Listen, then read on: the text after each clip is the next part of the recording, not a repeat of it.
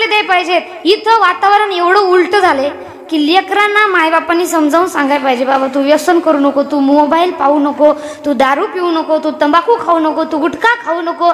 इथं मायबाप सांगतात तर सही, पण कशा प्रकारे स्वतः मोबाईल तोंडापुढे घेतात आणि लेकरांना म्हणतात हे मोबाईल पाहू नको रे.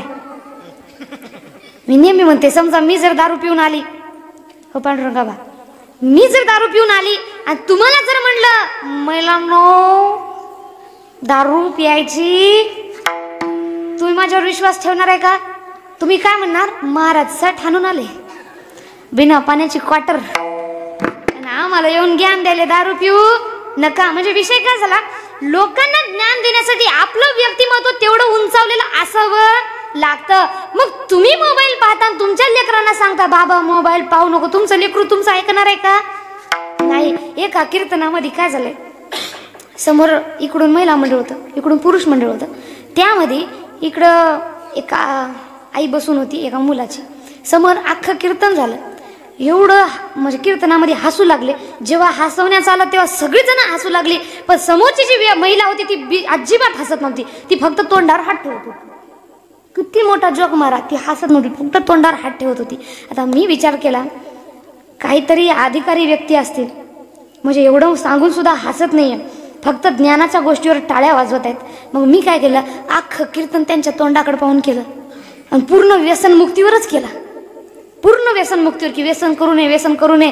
तिनं प्रत्येक वेळी टाळ्या वाजवल्या आणि कीर्तन झाल्यानंतर शेवटी मी त्यांच्याकडे गेलो आणि त्यांना म्हटलं, मा तुम्ही फक्त एक व्यक्ती जे होत्या हसल्या नाही, काही नाही, फक्त ज्ञान ऐकलं तरी त्या गप्पच होत्या. मी म्हटलं हा बोला की. त्या थोड्या बाहेर गेल्या, तोंडातली पुडी थुकून पुन्हा म्हणाला हा मला बोल ना.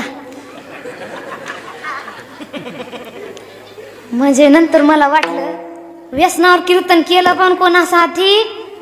व्यसनाधीन लोकांसाठी. बरे व्यसनाधीन लोक कीर्तन ऐकतात, काय काय दारूवाले कीर्तन ऐकतात, दारू पिऊन पुन्हा येतात, ताई कीर्तन एक नंबर झालं. आई तुमच्यावर केलं एवढं तर लक्षात घ्या पाहिजे ना. विठ्ठल विठ्ठल.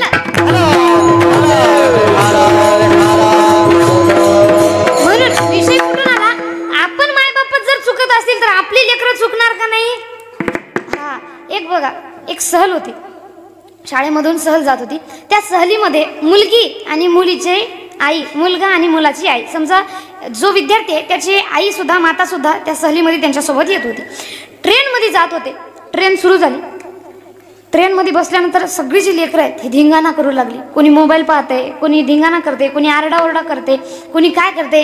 सगळ्या ट्रेनमध्ये, सगळ्या विद्यार्थ्यांमध्ये फक्त एक मुलगी आणि तिची आई हे सीटवर बसून होत्या आणि दोघी जणी पुस्तक वाचत होत्या. हा जो प्रकार आहे हे सगळ्या मायबापांनी पाहिला आणि त्या दोघींकडे गेले आणि सर्वजण म्हणू लागले, अहो ताई तुम्ही किती भाग्यवान आहात.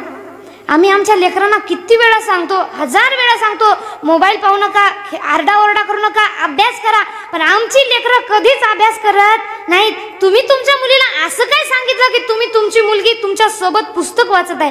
तेव्हा त्या महिलेनं तिला उत्तर दिलं, अहो लेकरं तशीच वागतात जशी आपण वागतो. मीही आधी मोबाईल पाहायची आणि माझ्या मुलीला सांगायची बाई अभ्यास कर, आणि तिनं कधीच अभ्यास करायचा नाही. रडू रडू रडू रडू मला मोबाईल मागायची आणि तिच्या हट्टापुढं, बाल हट्टापुढं आम्हाला तिला मोबाईल द्यायची गरज पडत होती. नंतर मी आणि माझ्या पतीने, मी आणि माझ्या नवऱ्याने काय केले, जेव्हा माझी मुलगी येईल तेव्हा आम्ही कधीच तिच्यासमोर मोबाईल पाहिला नाही. माझी मुलगी आली म्हणजे आम्ही पुस्तक वाचत बसायचो. आणि यावरून तिला हे लक्षात आलं की माझ्या आईवडील मोबाईल पाहत नाही, टीव्ही पाहत नाही, ते काय करतात, पुस्तक वाचतात, ते काय करतात, कार्य करतात, काम करतात. आणि हे संस्कार तिच्या तोंडावर पडले, तिनं पाहिले, तिच्या दिमागावर हे परिणाम झाला आणि म्हणून माझी मुलगी मोबाईल पाहत नाही, अभ्यास करते. अशा प्रकारे जोपर्यंत आपण सुधारणार नाही तोपर्यंत आपली लेकरं सुद्धा सुधारणार नाही. विठ्ठल विठ्ठल.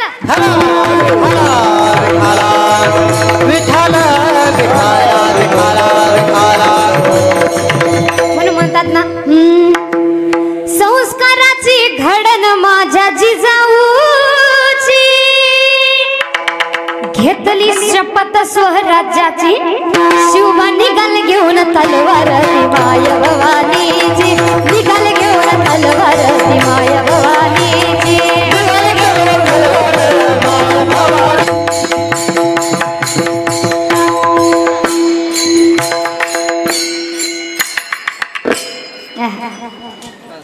संस्काराची घडण माझ्या जिजाऊची, घेतली शपथ स्वराज्याची, शिवबान निघाले घेऊन तलवार ती माया भवानीची. एकदा पकवाज वादकांसाठी दोघांसाठी जोरदार टाळ्या. आपण सर्वजण शांत बसलो. मी हात वर करू म्हटलं टाळ्या वाजवा, आपण कोणी आता नाही हो. जेव्हा पकवाज वाजत होते तेव्हा विठ्ठल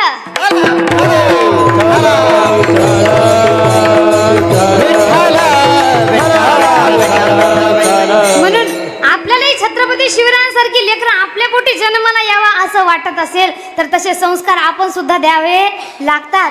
आणि हे संस्कार देण्याची सुद्धा एक वेळ आहे बरं का. वेळ निघून गेल्यानंतर कोणती गोष्ट करून फायदा नाही, नंतर मग दशा होते उलट. एक दृष्टांत तुम्हाला सांगते बघा. एक व्यक्ती होता, तो आपल्या गुरुला फार मानत होता. एक दिवस काय झालं, त्याचे गुरु त्याच्या घरी आले. उन्हाळ्याचे दिवस होते. गुरु घरी आले आणि त्याच्यामुळं त्या व्यक्तीने एकदम थंडगार कूलर एका रूम मध्ये लावले. त्या कूलर मध्ये पाणी आणि त्या पाण्यामध्ये बर्फ टाकला. थंडी हवा आपल्या गुरुला यावं यासाठी. पुन्हा तरी सुद्धा गरमी होऊ नये म्हणून बर्फाची लादी आणली आणि त्याच्यावर कापड टाकलं, त्याच्यावर गादी टाकली, त्याच्यावर आपल्या गुरुला झोपवले. कारण उन्हाळा फार कडक होता म्हणून.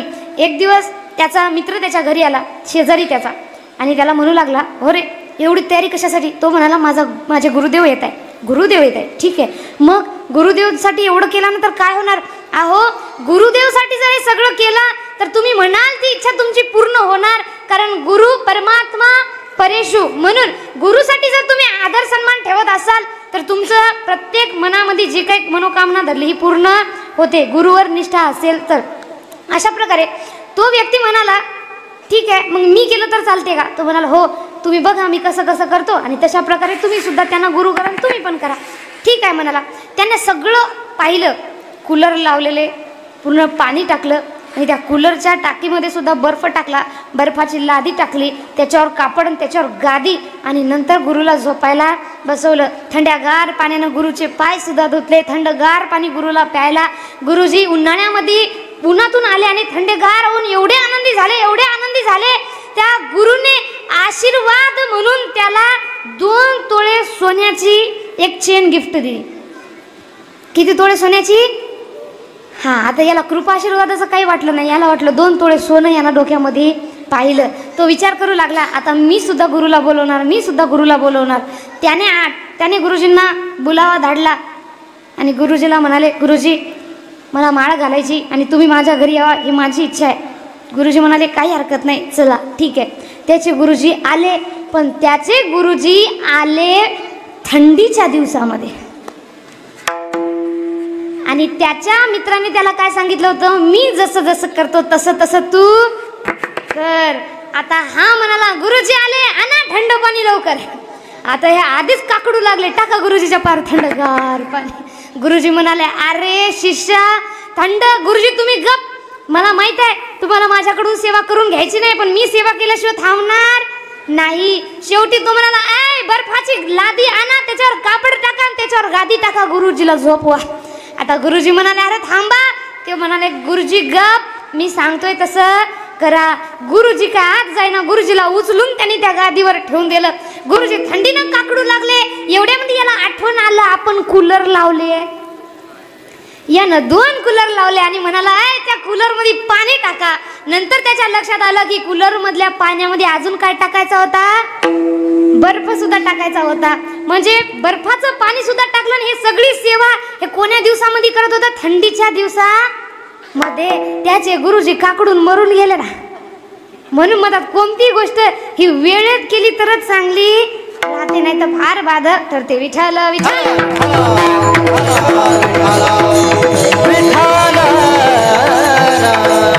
म्हणून आपली लेकरं लहान आहेत तोपर्यंतच त्यांना संस्कार देण्याची वेळ आहे. नंतर तुमची लेकरं तुमचं ऐकणार नाही. तेव्हा जर मोठे झाल्यानं तुम्ही संस्कार देतो म्हटले तर तुमची लेकरं तुम्हाला सुद्धा घरामध्ये ठेवायची नाही. कारण आजकालची लेकरं फार भयानक झाली. मी म्हणते नेहमीच की आजकालची लेकरं घरामध्ये कुत्र्यासाठी जागा ठेवतात पण मायबापाला ठेवत नाही. त्यांचं एक धोरण झाले, हम दो हमारे दो, माँ बाप को फेक दो. माय बापाला पाळायची कुणाची तयारी नाही. म्हणून म्हणतात आपल्या लेकरांना नुसतं शिक्षण देऊन मोठं करू नका. त्यांना जर तुम्ही 10% शिक्षण देत असाल तर 20% संस्कार द्या. शिक्षण त्यांना उच्च दर्जावर नेऊन ठेवेल तर संस्कार त्यांना तिथं टिकून ठेवण्याचं कार्य करतील. विठ्ठल विठ्ठल.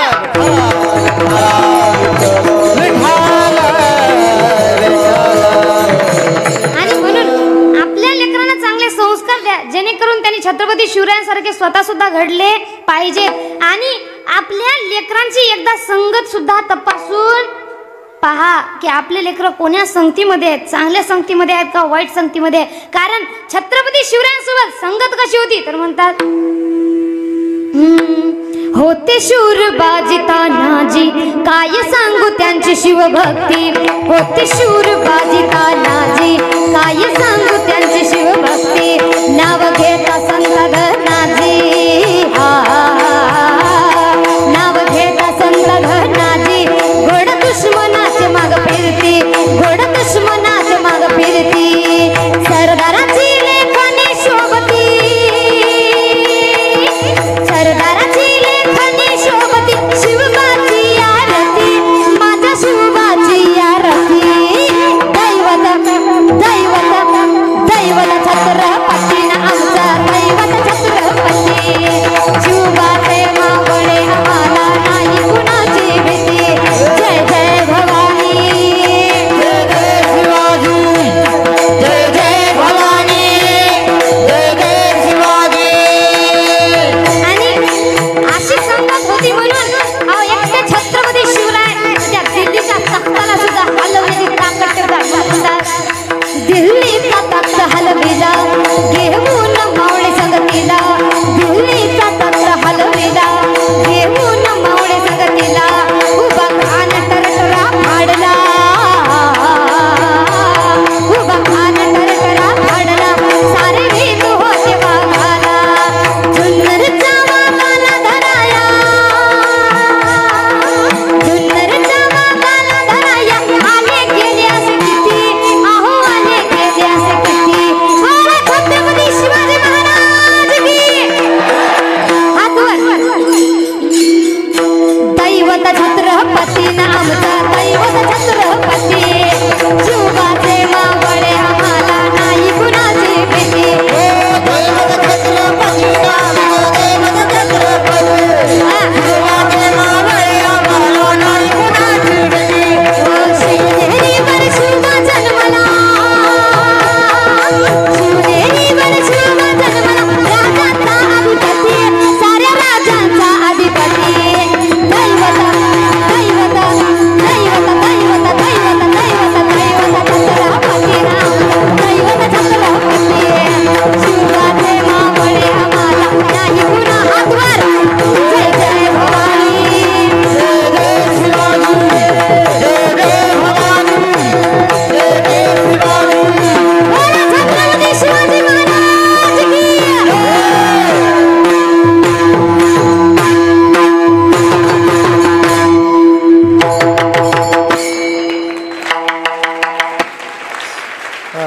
सर्वांनी काय करायचं एकदा आपल्याला नारा द्यायचा. आम्ही म्हणणार जय भवानी तुम्ही म्हणायचे जय. हा म्हणणार ना मागच्या माता मागल्यानं म्हणणार ना. ए माना हलवू नका. हा माना हलवण्याचं काम नंदी बैलाचं असतं. आपण मनुष्य आहे म्हणून माना कुणी हलवायच्या म्हणणार ना. ते बघा मागच्या हा हात वर. दैवत छत्रपती ना आमचा दैवत छत्रपती. शिवबाचे मावळे आम्हाला नाही कुणाची भीती. जय जय भवानी जय भवानी जय भवानी जय भवानी जय जय जय जय जय भवानी जय जय जय जय जय भवानी जय जय जय जय जय भवानी जय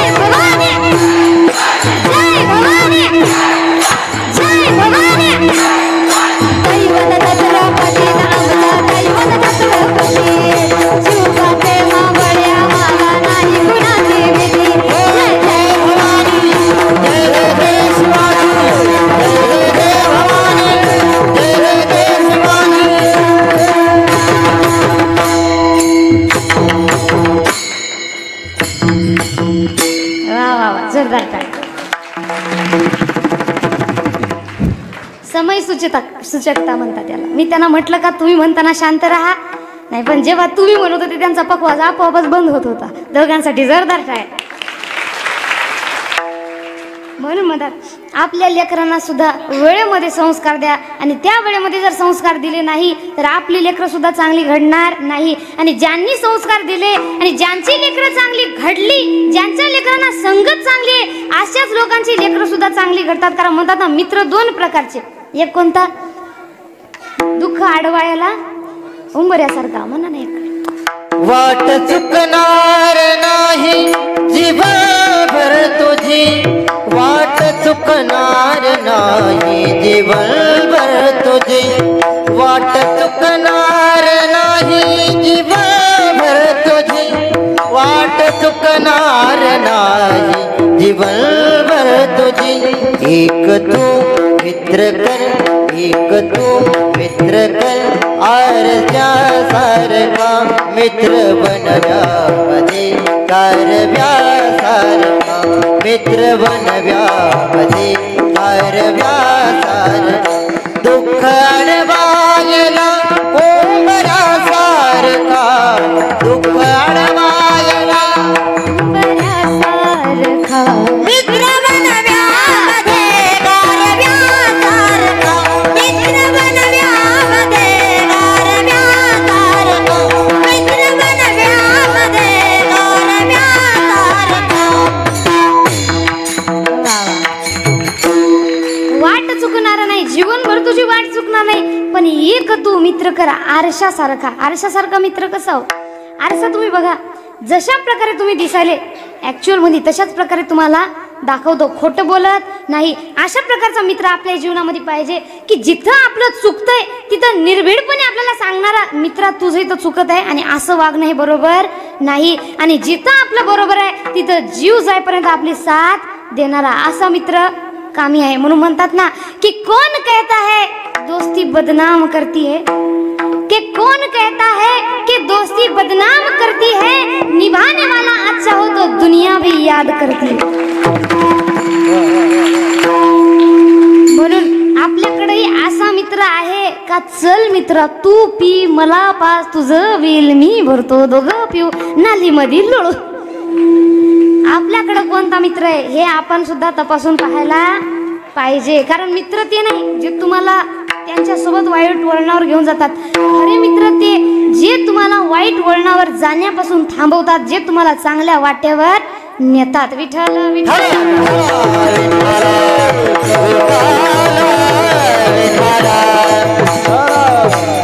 म्हणून तर संत सुद्धा मागणी मागताना म्हणतात, न लगे मुक्ती नको, धन नको, संपदा नको देवा, द्यायचं एक दे, संत संग देई सदा. संगत संताना की संगत संत